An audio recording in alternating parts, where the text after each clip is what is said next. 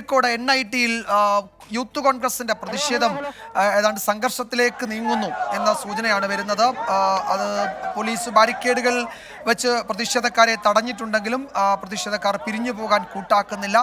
പ്രതിഷേധം തുടരുകയാണ്. നേരത്തെ രാവിലെ DYFIയുടെ പ്രതിഷേധം ഉണ്ടായിരുന്നു. അതും നേരിയ തോതിൽ സംഘർഷത്തിലാണ് കലാശിച്ചത്. അതിനുശേഷമാണ് യൂത്ത് കോൺഗ്രസ് പ്രതിഷേധം ഉണ്ടായത്. കഴിഞ്ഞ ദിവസങ്ങളിൽ വിവിധ വിദ്യാർത്ഥി സംഘടനകളുടെ പ്രതിഷേധവും അവിടെ നടന്നിരുന്നു. അതിൻ്റെ തുടർച്ചയാണ് ഇന്ന് നടക്കുന്ന ഈ പ്രതിഷേധ പരിപാടികൾ.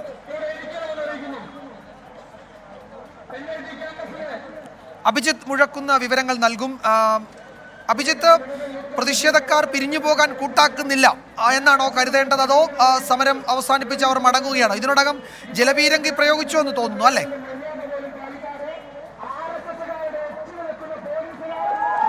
തീർച്ചയായും ചെറിയ രീതിയിലുള്ളൊരു സംഘർഷം നിലവിൽ NIT ക്യാമ്പസിന് മുൻവശത്തുണ്ടായി.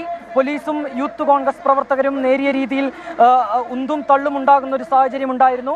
അല്പസമയം മുൻപാണ് യൂത്ത് കോൺഗ്രസിന്റെ നേതൃത്വത്തിൽ ഈ പ്രൊഫസർക്കെതിരെ നടപടി സ്വീകരിക്കണമെന്ന ആവശ്യം ഉന്നയിച്ചുകൊണ്ട് NIT ക്യാമ്പസിന് മുൻവശത്തേക്ക് പ്രവർത്തകരെത്തിയത്. പോലീസ് ബാരിക്കേഡ് ഉപയോഗിച്ച് പ്രവർത്തകരെ തടഞ്ഞിരുന്നു. ഇതിനിടയിലാണ് ബാരിക്കേഡിന് മുകളിൽ കൂടി അകത്തേക്ക് പ്രവേശിക്കാൻ യൂത്ത് കോൺഗ്രസ് പ്രവർത്തകർ ശ്രമിച്ചത്. ഇതിനിടെ പോലീസ് 2 തവണ ജലപീരങ്കി പ്രയോഗിക്കുന്ന സാഹചര്യം ഉണ്ടായി. ഇതിനിടെ പോലീസിനു നേരെ ഈ പ്രവർത്തകർ കല്ലും ചെരുപ്പും വടികളും വലിച്ചെറിയുന്ന ഒരു സാഹചര്യം കണ്ടു.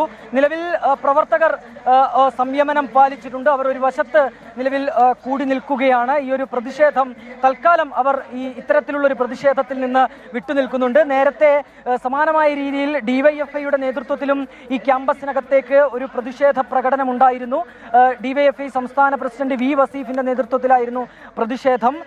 വലിയ രീതിയിലുള്ള DYFI പ്രവർത്തകരുടെ ഒരു പ്രതിഷേധത്തിനാണ് നേരത്തെ ഈ ഒരു NIT ക്യാമ്പസിന്റെ മുൻവശം സാക്ഷ്യം വഹിച്ചത്. ഏതായാലും ഈ ഒരു ഗോഡ്സെ അനുകൂല പരാമർശത്തിൽ പ്രൊഫസർ ഷൈജ അണ്ടവനെതിരെ പ്രതിഷേധം ശക്തമാവുകയാണ്.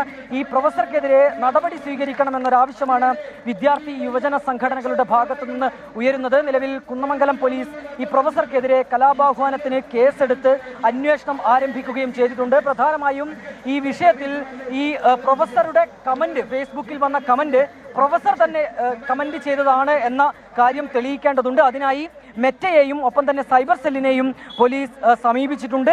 ഇവരിൽ നിന്ന് കൂടുതൽ വിവരങ്ങൾ വന്നതിന് ശേഷമായിരിക്കും ഈ തുടർ നടപടികളിലേക്ക് അന്വേഷണ സംഘം കടക്കുക.